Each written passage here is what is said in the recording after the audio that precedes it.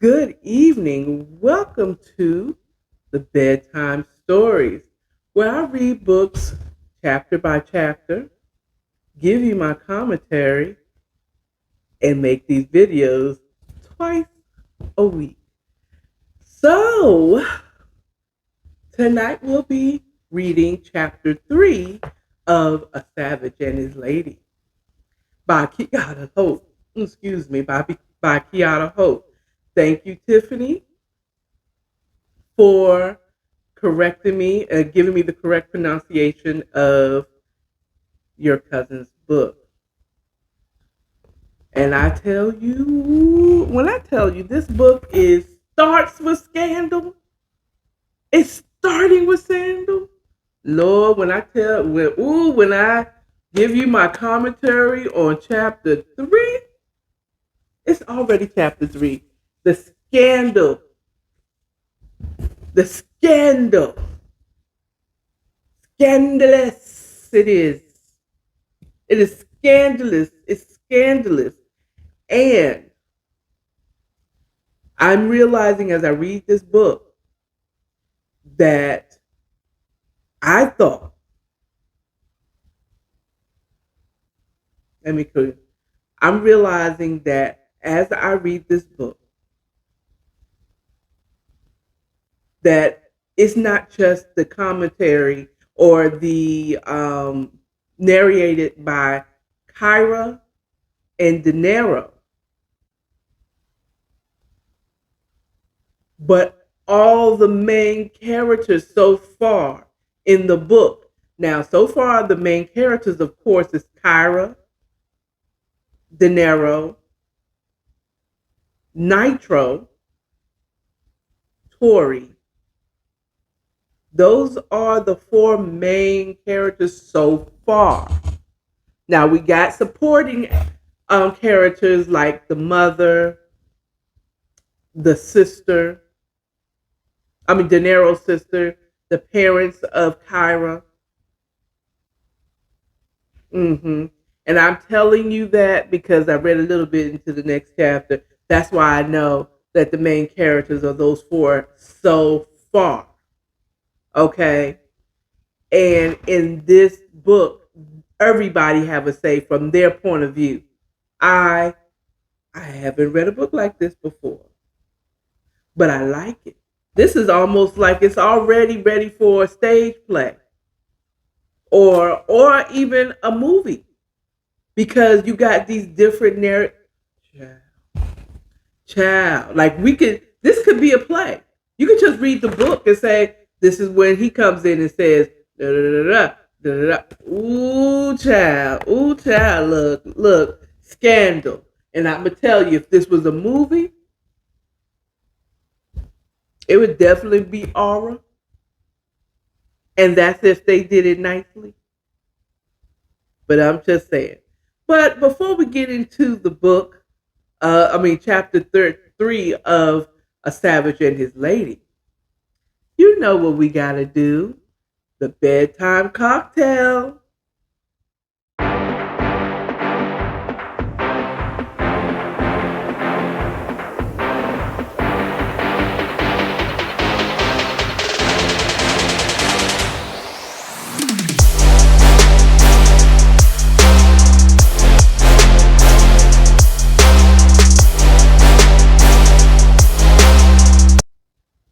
Okay, tonight is still kind of like a concoction. It's a very easy cocktail that I decided to make myself. This time, I'm going to make a spiked handmade strawberry lemonade. Okay. We are still on the vodka new. Now you know I'm not really big on vodka because the fact that we still have this much left in the bottle. If this was whiskey or rum, child, or even tequila, this would have been gone. Okay, this is a whole lot still left in this bottle. The vodka is good. I'm not saying the vodka isn't good. It's just tells you just how much I don't drink vodka. Um, but more spirits for the bedtime cocktail, right? So we're gonna do this, and we're gonna feature my homemade strawberry lemonade. You see, it's in a water bottle. Well, I had me some spare lemons that I wanted to go ahead and use before they went bad in my refrigerator. And I had some strawberries and I had some sugar. And I said, you know what I'm going to make? Me a refreshing strawberry lemonade. And I had this empty water bottle waiting to be filled. So, booyah. So, this is a homemade. There's, there's no country time in this lemonade, okay? This is all lemons, all strawberries, fresh. Okay, so boo yeah. Now let's get into this bedtime cocktail. So what we're going to start off with is we're going to start off with it tonight with this candle child. Ooh, I'm going to do 2 shots of new. Okay? Oh, yes, I'm going to do 2 jiggers tonight. I know I need to get up in the morning, and I will get up in the morning. But tonight, 2 jiggers. Bong, bong. Okay?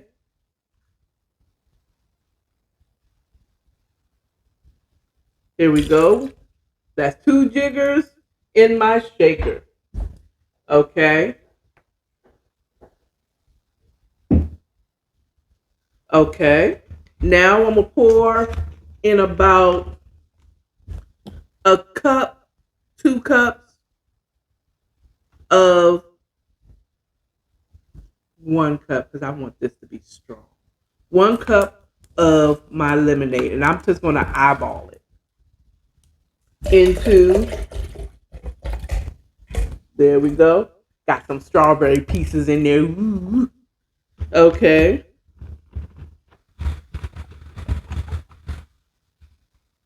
Gonna put that there like that. And then what we're gonna do is I'm gonna add a little grenadine in here just to add a little more sweetness to this drink. Um, because it is fresh lemonade, and I didn't put a lot of sugar in there because I'm trying to get off the sugar so that I don't get the sugar. You know what I'm saying? Okay. Now we're gonna put some ice into my shaker so we can shake, shake, shake. Kia I don't know if that's the right way of saying it. Side note, I was today years old when I found out that, the famous glasses that people used to wear, or the frames that people used to wear back in the 80s. Okay, hip hop gazelles. I thought they were gazelles. They aren't gazelles. They're cazelles. Cazal. You learn something new all the time. Always stay learning. So let's shake up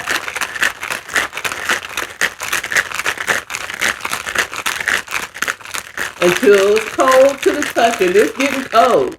So what we're going to do, now that we have that, we're not even going to use the strainer because we want all the contents in our glass tonight. Get your according to AKARA glass. It'll be in the description. And pour the contents in. Spiked strawberry homemade lemonade.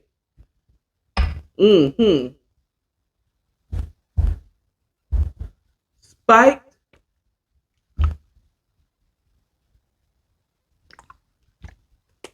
homemade lemonade. And child, I don't need a straw for this because I know this is going to be delicious. And just like I predicted. Now, if you don't make your own homemade, you can make some strawberry lemonade. Just get some strawberries.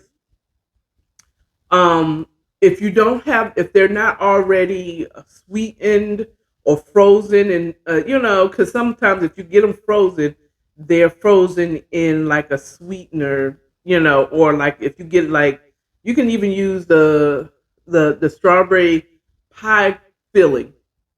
It's strawberries, but it's already sweet. Or get you, child, go to Wendy's and get you a strawberry lemonade, child. Not everybody is all into homemade, and I love doing things homemade. I love doing things from scratch. I really do. Mm, mm. Now that's some good lemonade. You hear me? But make it yourself. But if you don't, just get it somewhere else. Go to the grocery store, get some strawberry lemonade that's already mixed.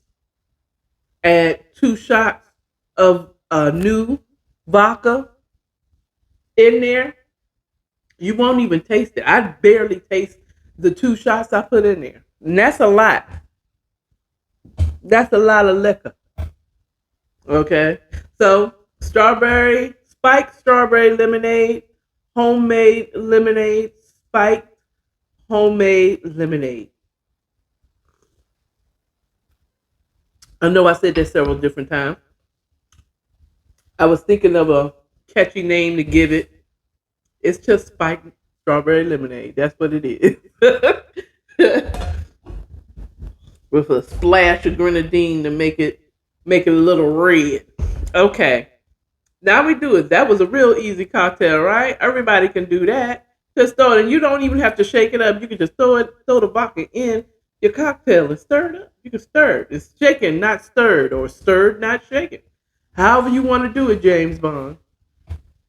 Now, let's get into A Savage and His Lady, chapter 13. Let me tell you something, boys and girls. Adult boys and girls. Because there should not be no little boys and girls. This ain't no child's bedtime story. This is a grown up all day. Ooh, child. Now, we left off in chapter 2 with De Niro and Kiara talking about the fact that Danelle is De Niro's daughter. And you know what? As I was reading chapter 13, it just clicked. Danelle, De Niro. I mean, it's your baby. She even named the little girl after you. So we left off with them in the room talking. De Niro proclaiming that he loved her and that he still had her back, but he's still dating Tori. And Kiara not feeling the fact that Tori was still in the picture, but she still have to figure out how she gonna tell her man Nitro, the whole thing too. How is it gonna sound? Child, how's she gonna tell her? So, and then at the last minute, at the last little bit, who came busting through the door waving the 4-4 but Nitro. But he ain't waving no 4-4. He didn't wave no 4-4s. No 4-4s was waved. Okay? But child. Okay, so he comes in. So chapter 13 starts out with Nitro's narration. And child, like I said, I'm loving how this Kiara Hope child, this is really good. This is almost like it's already ready for the screen or already ready for a play. Is there a play out there for Kiara? Okay. I mean, I called you the character's name. Kiara, I called you the character's name. Is that you? Oh, I want to interview you. Please let me interview you. Now, moving on. So, we started with Nitro's narration. Okay. He's saying, oh, I love it. I'm going to read this one to y'all. He says, what's up? I know y'all think a nigga ain't shit. He did say that. That's what it said in the book. My name, Nathaniel, but everyone calls me Nitro. So he already knows that everybody thoughts about him is that he ain't shit. He ain't shit. He's just a street pharmaceuticalist. I know that's not a word. I made it up. Okay. And so he was like, "Oh my god." He said, "Ain't not much to tell about me. I'm my mom. I'm the only child. My mom left when I was a child, and I was left to be raised by my father. He been out in them streets since he was 11 years old. Pharmaceuticalistness. Okay. I don't know where his father was, but he surely wasn't what was it Boys in the Hood, the father in that movie? Mm. I can't think of the father's name right now. He definitely wasn't that father, but he was out in them streets since 11. Okay. And he was saying how, you know, he wasn't thinking of having any serious relationship with Kiara when he met her. Okay. But when he said the sexiest thing about Kyra, I said Kiara, Lord child.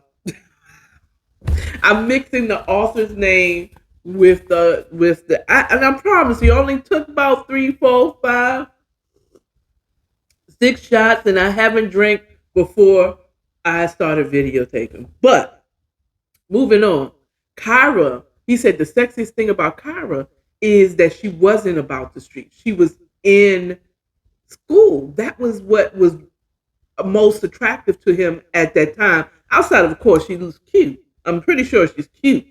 Okay. But the attractive thing is that she wasn't the typical bee out in these streets acting a fool. Okay.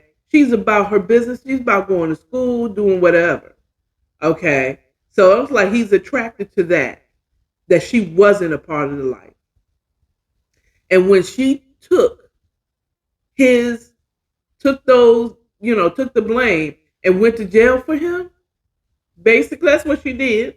He knew she was a keeper and that she was a ride or die. I say she was stupid. Okay. But it changed his mind about her. Okay. Unfortunately, her mind ain't changed about him. But that's later on, child. So he's like, I knew I had to take care of her when she got out. Okay. You know, he was not there, as we know, when she got out. Okay, but he had to handle some business for what he was preparing for her once she got out. So he's right now on his way to her home. Now, his phone rings, child. And this where the scandal starts. On the first page of chapter 3. And guess who's calling him? Think of the most scandalous thing that could be happening right now. Who could be calling Nitro? Kyra's man. None other than Tori. That's right, y'all. Tori. Tori is calling Nitro. What would she be calling him for? That's De Niro's girl.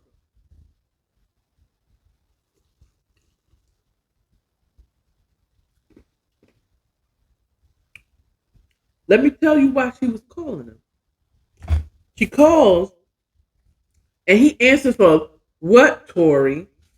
She's like, I was just calling because I want to know the next time we can hook up.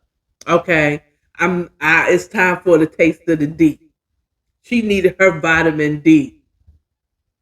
And then she didn't want it. And she ain't talking about De Niro. She didn't want it from De Niro. She wanted it from, whoa, from Nitro. Okay? So Nitro is hitting off De Niro's, a lot of O's in there. De Niro's woman. And he said, I know it looks crazy, but they must think I'm stupid and blind if they don't know that I know about them too.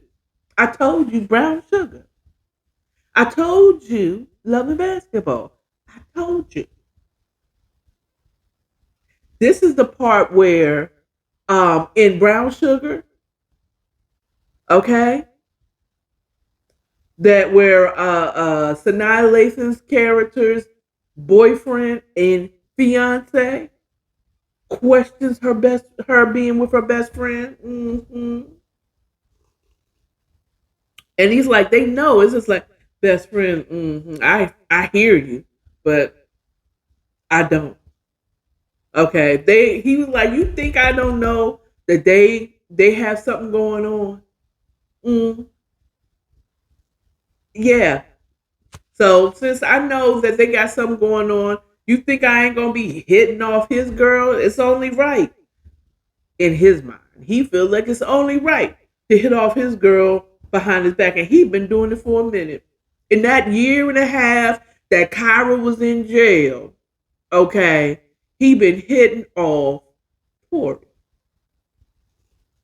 This ain't no love triangle, baby. This is a whole community, okay? This is a whole, it's a circle. It ain't no triangle here right now at this point. It's an octagon in a few minutes. I mean, who else is going to be added into this sexcapade that's going on amongst these people? Is the sister going to get involved? Is she in love with Tori too? Is Tori sleeping with her too? Ho. Kyra, he was like, why aren't you calling Kyra ho? She dated Nitro and pregnant and had a baby for not De Niro. That's because her and De Niro was always sleeping together. Okay, she got pregnant before she got with Nitro. She didn't know she was pregnant, but she was. Okay? So he was telling her, well, you know your girl is out. And it ain't gonna have, we're not gonna be able to hook up like we used to, like we normally do, because my girl is out. And she was like, Kyra's out? I said, I don't know what you're gonna do now that De Niro's precious Kyra's out, but I know what I'm gonna do is be with my woman. Okay, so there ain't gonna be none of that calling me and shit. Okay, and he hung up on me. So, Tori she sounds like she's the pass around. But we don't know. We don't know. Okay. So she was surprised that De Niro apparently didn't tell her nothing about what was going on with Tori. He didn't tell her that he was calling there all the time and trying to visit all the time. And that he was writing his girl in prison. My question is does Tori know that there's something going on? Does she care? Oh, child. Well, let's get to the questions at the end of this conversation. So he's like, So I've been hitting her off, whatever. But we gonna stop all that because my woman's home. Okay. You need to be worried about your man because Kyra's home. Kyra is home. Worry about him because he, you know what it is. And I feel like Tori does know what it is. So moving on. So De Niro pulls up in front of, because he didn't set up a surprise. And I'm going to tell you what the surprise is, because he does say it in the beginning of the chapter. If you want to know what it is, get the book and read it yourself. Hello. I ain't going to tell you what it is yet. But he got a surprise waiting for Kyra. So he pulls up to the house, her parents' house. He has flowers and everything. He's going to see her. And know what he do what he see when he pulls up in front of the parents' house, Kyra's parents' house? De Niro was already there. Yeah, he gonna be already there if he still live with his parents, because they next door. Okay? So at any rate, so he gets there, he gets out the car, you know, he has an he locks his Jaguar XF 2017. So that must have been when the book came out in 2017. But child, he had a 2017 Jaguar XF. That doesn't impress. BMW, mm-hmm. Mercedes. Yeah. Jaguars has never really didn't do anything for me, but whatever. It's not my car, and this is not a real person that I know of. Anyway, so he comes to the door, rings the door, rings the doorbell, knocks on the door, whatever, and Kyra's mother answers the door, and she's like, "Hi, Nitro." No, she doesn't call him Nitro. She said, "Hi, Nathaniel." That's his real name. He tells us what his real name is. It's Nathaniel. Hi, Nathaniel. You know Moms. Moms is going to call you by your name, not your street name, unless you meet. Yeah, I'm going to call you by your government, because you should be giving your government to the parents, okay? Anyway, and she was like, "Oh, Cara and De Niro's upstairs. They're talking. Would you like to wait down here?" He's like, "No, they're expecting me." And he's like, "I told a little lie," and started skipping up the stairs. He said, "Skip." Literally, that's what the officer said. He started skipping up the stairs to Kyra's room. First of all, side note,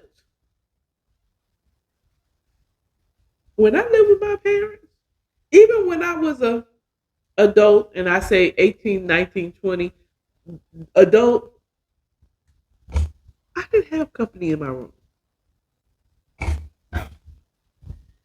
I'm just saying.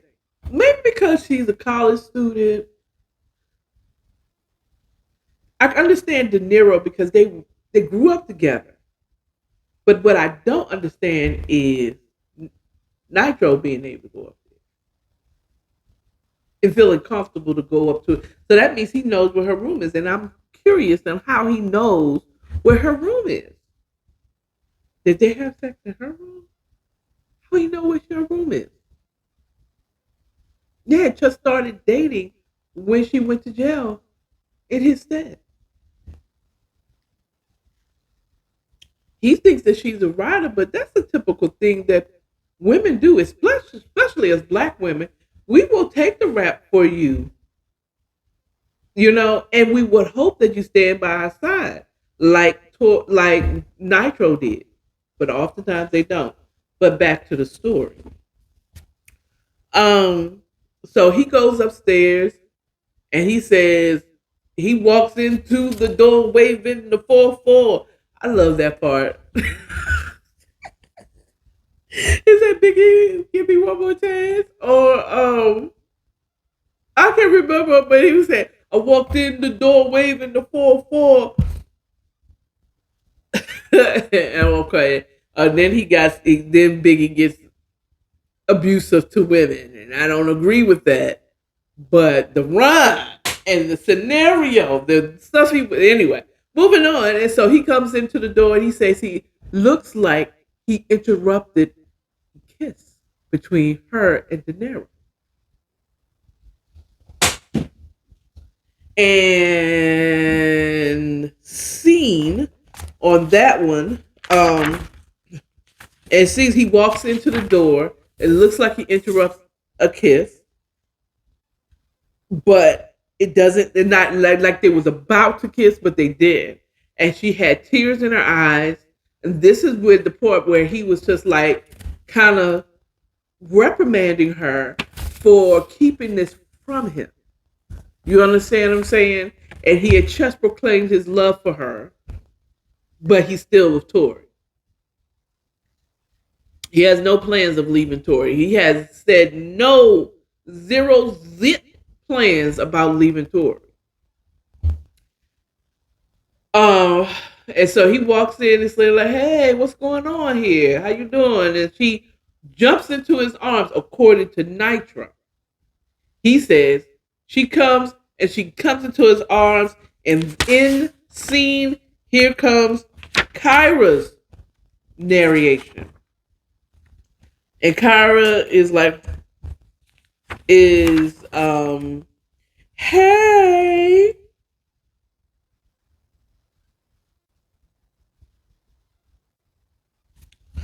She comes in, and this is where Kyra steps in from in the chapter, and she's oh no, is this Kyra's? No, it's not Kyra's scene yet. He's still telling us. This is still from Nitro's point of view. Hey, she basically, from Nitro's point of view, she jumped into his arms as soon as he opened the door, and it was Nitro. Okay, and you're like, hey, she was like, hey, babe. He said, hey, babe, I'm sorry I wasn't here when you got out, but I had business to take care of. I want to prepare your surprise. And Kyra spoke up and she said, look, let me go ahead. And since I got you here, both here, let me go ahead and just break the news to you too. Okay. And this is when Kyra tells Nitro that she had a baby, and the baby was De Niro. At first, though, he thought possibly she was about to tell him that she had a baby by him. And he was going to be upset because she kept it from him. Okay. As well, the same way De Niro felt. But he was like, he pretty much brushed that shit off like, okay, whatever. So okay, so that's not my baby. You didn't keep it from me. Remembering that Nathaniel slash Nitro already kind of knew, he had his suspicions about her and De Niro. He ain't thinking about it's like, okay, all right. Uh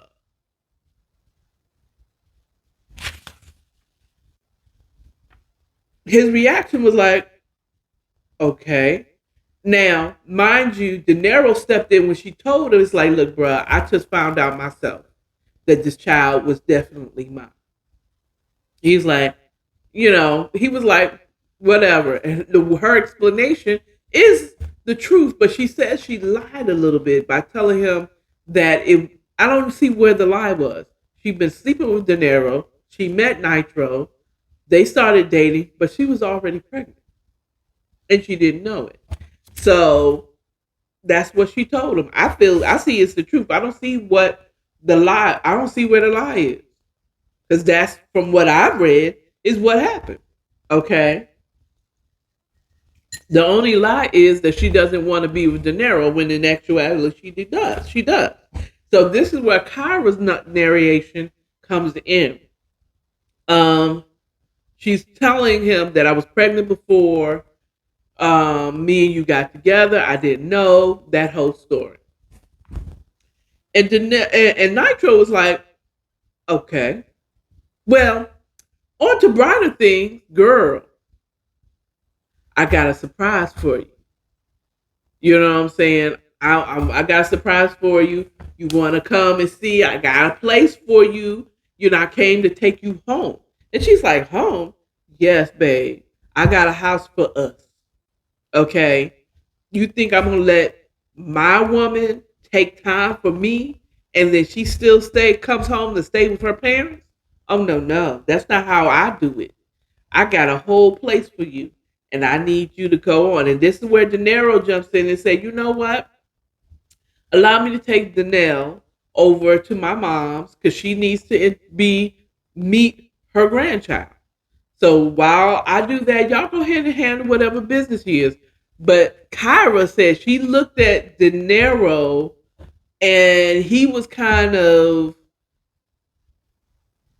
not feeling the fact that he was cool with the whole situation.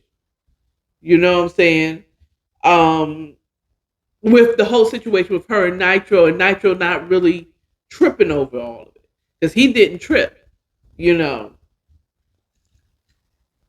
he didn't care because he was for a while knocking off De Niro's girl is for spite. You know what I'm saying? I guess he didn't feel no type of ways. So he was like, okay, well, that's great. That's perfect timing. So De Niro was, Nitro was telling Kyra, like, let's go. Let's go. She said, well, that's great. Now she's all over him, but her heart still belongs to De Niro. Okay. But she's all over Nitro because, you know, that's her man. You know what I'm saying? He's there. He's with flowers. He done bought her a house, for her to stay at. And so she grabs on their way out. He grabs her hand. He said, "Well, I love to see what you got for me. Whatever the house. Let's go." And she goes to grab the bag that De Niro's sister left for her. So they would, whatever. And the plan is for Nitro, Kyra, De Niro. Remember, De Niro's sister, Denise, Nene. Oh, okay. I'm seeing the D. Okay, I'm sorry. I'm starting to connect the dots on the names. You know what I'm saying? But she was supposed to pick her up around 10ish. Okay, for the party, the welcome back home, welcome getting out party, and they go. So she grabs her hand. He said, leave that. All new stuff for you. The Nitro is about to spoil Kyra rotten. And it makes her feel bad because she loves De Niro. And now that he done came up and he's a part of the game and he's taking life seriously, according to her, and he always took it seriously. He was just waiting for his opportunity to be a part of the street pharmaceutical gang. Okay? So this whole thing is happening. Nitro takes her to the house. It's beautiful, and apparently, whatever this neighborhood is, it is like saying that someone had a house here in Sherwood Forest. Only people in Atlanta know what Sherwood Forest is. I just found out about it a couple of years ago. Okay. It's like saying this neighborhood is something creek. I would go through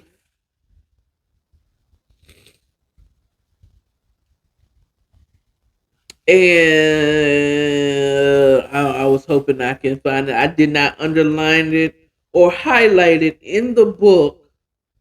It was something Creek, Tennessee, and it tells me that this is in a nice neighborhood.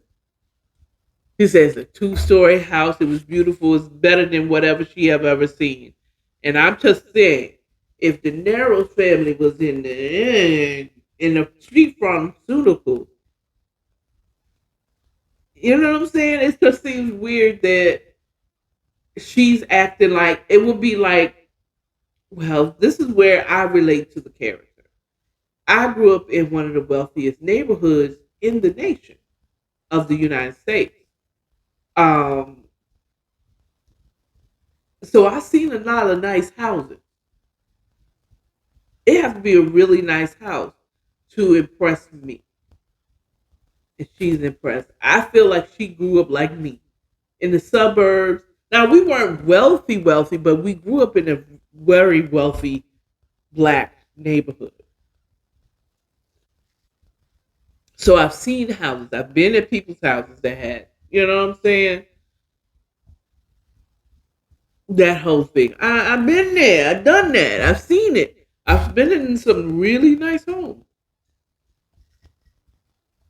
So for her to be impressed by it, it was like, and so, and then he got her a matching Jaguar XF as a gift too for all that she did, and she deserved every bit of it. But the problem for her, the conflict that she has, is the fact that she doesn't really love Nitro. Her heart belongs to De Niro. Hell, she's only with Nitro because De Niro was probably with somebody else. Again, brown sugar. Again, brown sugar. Okay. Um, so she pours it on thick. You know what I'm saying? She's all over Nitro. You going she's like, all right, you gonna get it tonight. I come out of this hellhole and this is how you repay me? Oh, you getting all of it. I am about to put it on you like I ain't never put it on anybody in my life. Not because she loves him, but to show him some type of appreciation, to make him feel like he's special to her, but he isn't. She's impressed by all this, but her heart still belongs to De Niro. I keep saying Nero, like there's an I-E, narrow. De Niro. Her heart belongs to De Niro. And the sad part about it is I feel like Nitro knows it. So it ends with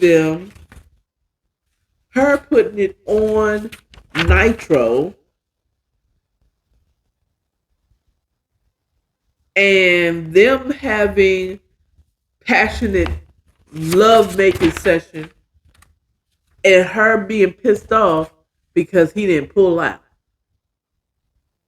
And he's feeling some type of like, whoa, wait a minute. So you can have a baby with Danielle. He's telling her, like, have a baby with me, baby, and be a millionaire. But you're going to have it for this little cornball? And not me. He's like, girl. He said, look, I got to make up all that time that I had without my baby because I took time for you.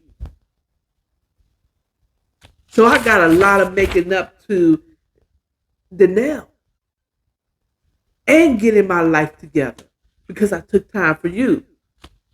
She had to check him a little bit. She had to do a little check, microphone check was, and she wasn't, okay, on the mic. She was, let me check you, bro. I just took time for you, which took me away from my child. Okay, I am not trying to get knocked up again this quickly, sir. It's not about me not wanting to have a baby with you, which it is. So it ends there. Her, putting it on him, and them end up taking a shower together. The whole thing. They made up, but her heart's not with him. So my question is, at the end, now that we've come to the end, that's the end of chapter 3. I'm about to say 13. Chapter 3. And my question is, when does Tori comes in and give her commentation of what her whole situation is? Is she for the streets and them sheets? It clearly is. Will the niece actually have to pick up her girl? Because that doesn't sound like it, because she got a whole Jaguar XF. Okay? And it seems like her man is going to be the one to take her to the party, because it's apparently, this is a small town. Everybody knows about this park. Okay. Is he taking her shopping next? What does De Niro feel? Because he loves Kyra as much as she loves him. But they're with two different people. And those two people are messing around with one another. Okay. Are they going to find out? Is De Niro which I don't believe he is going to be upset when he does find out, because he's going to find out that Tori is for them streets. Okay? And so is Kyra going to find out that her man been messing with her. Because in it, when they were having sex, that is Kyra and Nitro, in chapter 3, she starts to get upset because she started thinking, this nigga's been with other people.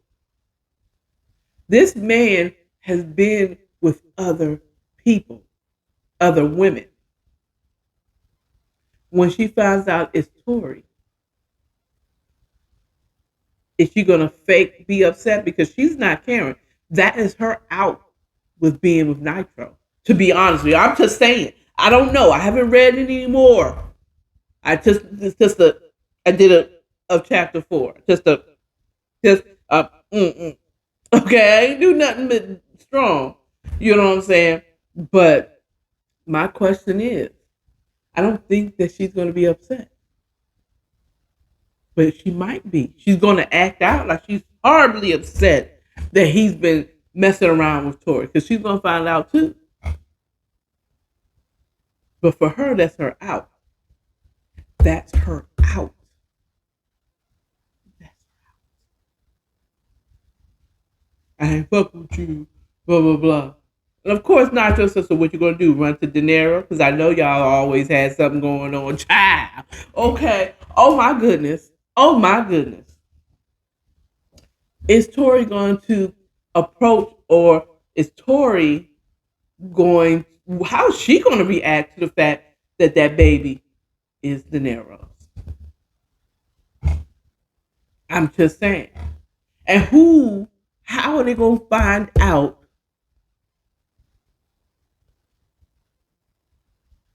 that Tori and Nitro has been, and apparently, oh, FYI, I want to say this. Nitro he's fine, and he's very blessed in the nether regions. Okay? I'm just saying. I'm just saying. And I still don't have any characters in mind for any of these characters in here. But if you have a thought of who Kiara could be, of an actor, black actor, who Nitro could be, who De Niro could be, what actors would play them in a movie, put it in the comments. I'm interested in what you think, because I don't have any yet. I don't have any. Anyway, that's all I have for you. On the next time, we're going to find out what's going to happen next in chapter 4 on the bedtime story. I hope you enjoyed this content. As you see, I'm in my plush robe tonight because this is bedtime stories and not daytime stories. Okay, so anyway, if you like this video, please like, share, and subscribe. If you want to support this video, all the ways you can support us over here at According to AKARA, Bedtime Stories, will be in the description.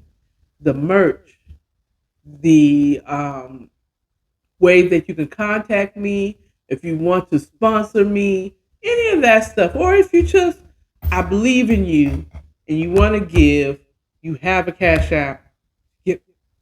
Thank you for watching Bedtime Stories, and I will see you all next time for chapter 4, so we can answer some of these questions. All right, bye.